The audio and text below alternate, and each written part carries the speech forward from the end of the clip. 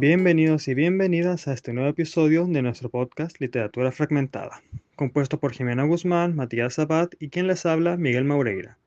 Hoy vamos a sumergirnos en La bandera de Chile, un poemario que Elvira Hernández escribió en pleno contexto de dictadura. Es una obra breve pero muy intensa que utiliza un símbolo nacional para hacer una crítica profunda a la violencia política y social del país.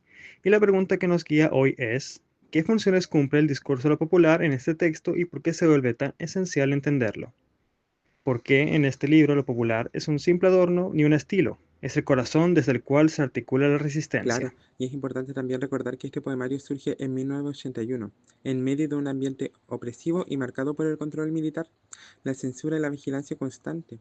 Y lo brillante de Hernández es que toma un símbolo solemne, casi sagrado, como lo es el de la bandera, y lo baja a lo cotidiano, la vuelve frágil, desgastada, incluso mutilada.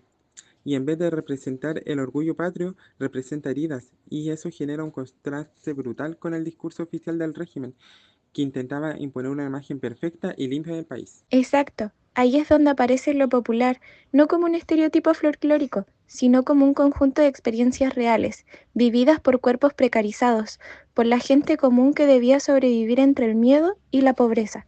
En el texto, lo popular funciona como un lente crítico, que revela también lo que el Estado quería ocultar. Es desde esa experiencia debajo que el poema observa, denuncia y reescribe el significado de la patria. Una de las funciones centrales del discurso de lo popular es la denuncia política directa. Hernández usa la imagen de la bandera como un cuerpo sometido. La bandera de Chile es usada de mordaza. Ahí vemos una metáfora clara del pueblo al que se silencia la voz. La bandera ya no cubre ni representa, ahora oprime. Eso muestra cómo los símbolos nacionales fueron utilizados para justificar la represión, pero también cómo recaía específicamente sobre los sectores populares. Sí, y esto se intensifica aún más cuando aparece el verbo que dice, la bandera de Chile es extranjera en su propio país. Esa idea es súper importante y súper potente, porque revela el secuestro simbólico de la identidad chilena. La dictadura intentó definir quiénes eran los verdaderos chilenos, dejando fuera a la gente común, a quienes no alcanzaban con el discurso oficial. Lo popular queda excluido, convirtiéndose en algo sospechoso o peligroso. Y lo que hace Hernández en su poema es devolver esa voz que el poder quiso borrar del pueblo. Ese es el punto. Desde lo popular, el poemario exhibe la violencia estructural que el discurso oficial intentaba ocultar, muestra la distancia entre la imagen idealizada del orden y la realidad de las personas que vivían con miedo, que veían allanamientos, desapariciones o pobreza extrema. En ese sentido, lo popular en la obra es un instrumento crítico que cuestiona la legitimidad moral del régimen a través de lo cotidiano, la vida real, la experiencia del barrio. Se revela aquello que el poder no puede controlar completamente. Sí, además otra función clave del discurso de lo popular es su vínculo con la memoria colectiva. Hernández transforma la bandera en un cuerpo físico. Se enferma, se rompe, se desgasta. Ese cuerpo representa al pueblo chileno durante la dictadura. Es un cuerpo golpeado, que carga marcas del trauma. Y lo interesante es que, aunque esté dañado, sigue existiendo, sigue allí como prueba de que la memoria popular no se desaparece del todo. A mí siempre me impacta el verso La bandera de Chile se parte en banderitas, porque ahí se ve cómo el país estaba fracturado, familias separadas, comunidades destruidas, gente desplazada o incluso silenciada, pero al mismo tiempo esas banderitas que se multiplican muestran que la memoria persiste, aunque ésta esté rota. Es una metáfora muy visual de cómo sobreviven las historias populares incluso en condiciones de represión. Y además el poemario denuncia cómo la historia oficial fue maquillada, manipulada o directamente borrada. El discurso popular sirve entonces como una forma de sostener una memoria alternativa, una memoria que proviene de la experiencia real. Es una memoria imperfecta, llena de heridas, pero por lo mismo profundamente humana. Y ahí está su importancia. Sin esa memoria popular no sería posible recomponer el sentido real del país. A pesar del daño que aparece en el poemario, también hay un gesto claro de resistencia dentro de lo popular, cuando la poeta dice, la bandera tiene algo de señuelo que resiste, nos muestra que incluso en medio de la opresión existe un impulso por mantenerse vivos, por no entregar completamente la identidad. Es una resistencia mínima, pero persistente. Hernández hace un gesto muy político cuando le quita la solemnidad a la bandera y lo devuelve al espacio cotidiano. La baja del mástil militar, la saca del discurso oficial y la pone en manos de la gente común. En este gesto hay una recuperación simbólica profunda, es decir, que la patria no es prioridad de quienes ejercen violencia, sino de quienes sobreviven a ella. Lo popular permite reimaginar el símbolo nacional desde un lugar más auténtico. Claro, lo popular entonces se transforma en una estrategia de reapropiación simbólica. A través de la poesía, las personas vuelven a tener una voz, aunque sea tenue. La resistencia no aparece como grandes gestos heroicos, sino como pequeñas insistencias. Seguir hablando, seguir recordando, seguir existiendo. Esta es la fuerza del poemario. Rescata una resistencia que surge desde lo humilde, desde lo cotidiano, desde la palabra que todavía no logra ser apagada.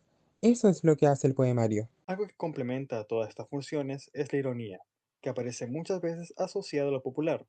Hernández utiliza un humor ácido, casi incómodo, para exponer la hipocresía del discurso militar.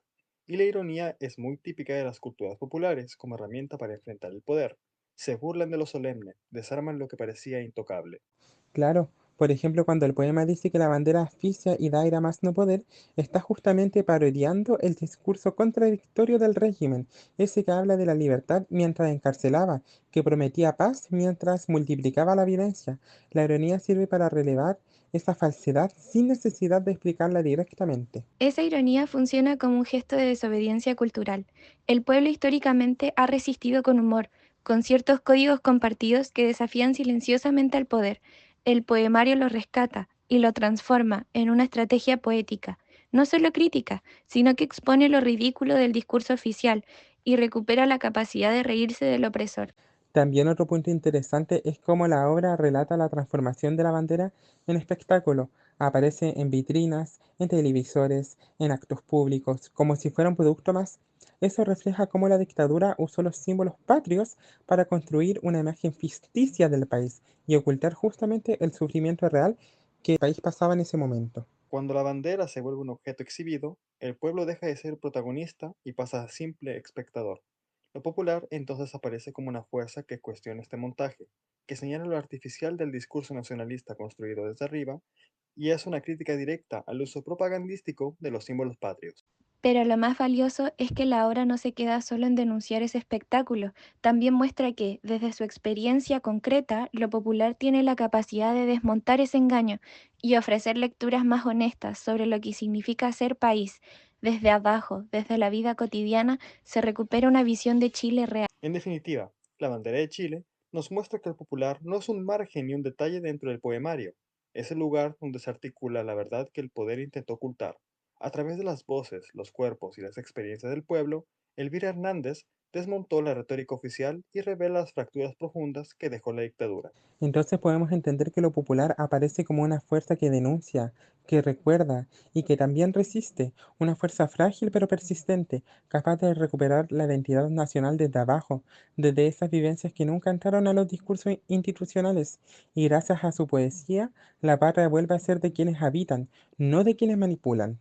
Y quizás ese sea el aporte más contundente del poemario, mostrarnos que en los gestos pequeños, en las voces silenciadas, en las ironías que nacen del dolor, existe una potencia crítica real, una potencia que reescribe la historia desde lo cotidiano y que nos invita a pensar que entendemos hoy por país, por memoria y por comunidad. Con esto cerramos este episodio.